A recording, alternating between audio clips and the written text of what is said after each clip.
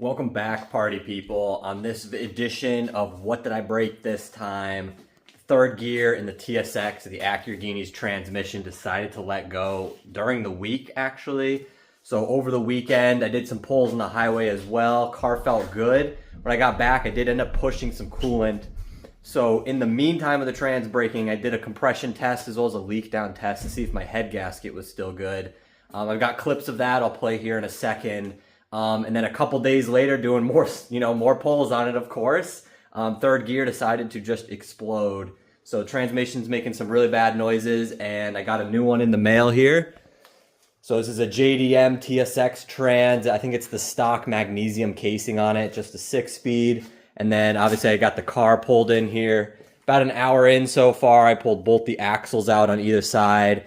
A lot of people said you could drop the subframe, the trans could come out the bottom. I think because I have it set up, the engine bay set up how I like, I'm just going to pull the whole motor out and then do the trans and the new clutch that I got as well. I ended up going with a Clutch Masters FX 400 here. Let's see.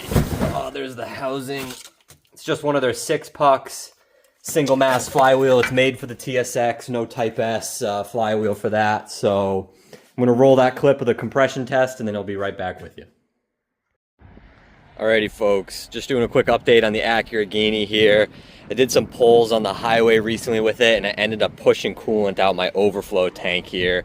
So I've got a compression gauge hooked up, all the spark plugs out of it, and I just have it in that cylinder right there so far. I'll go ahead and give it a crank. I'll show you each of the cylinders and what we get for compression here.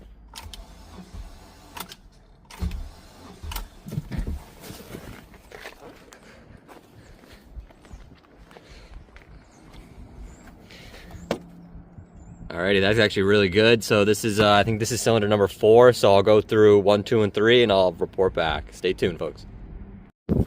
Alright, here's number 3. Just about the same reading, so looking good so far. I'll keep going. Alrighty, tested cylinder number 2 here. Just about the same reading as the others. We'll move on to 1 and I'll report back again. Alright, finally tested cylinder number 1. It is slightly higher than the rest of them, but hey, that's good enough compression for me. I'm gonna move to a leak down test, see if the head gasket's still good.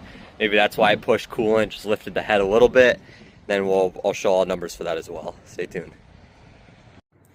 All right, so I've got the leak down tester set at 0 like it's supposed to be. Let me hook it up and we can see if it's doing anything here. All right, definitely making noise, but I think that's just coming through the valve here itself, but we are doing a perfectly fine leak down on the first, or number 4 cylinder so far. Let's go through the rest of them and I'll show you the same numbers. All right, cylinder number 3 leak down, money, perfect. All right, moving to the next one. All right, cylinder number 2, another good looking leak down, no coolant pushing. All right, people, last cylinder here, number 1. Another good leak down test, no bubbles in the radiator. Must have just lifted the head slightly, so I got some ARP head studs I'm just gonna throw in it, not even change the head gasket, and we'll run it. Maybe put that boost controller back on. Stay tuned, folks.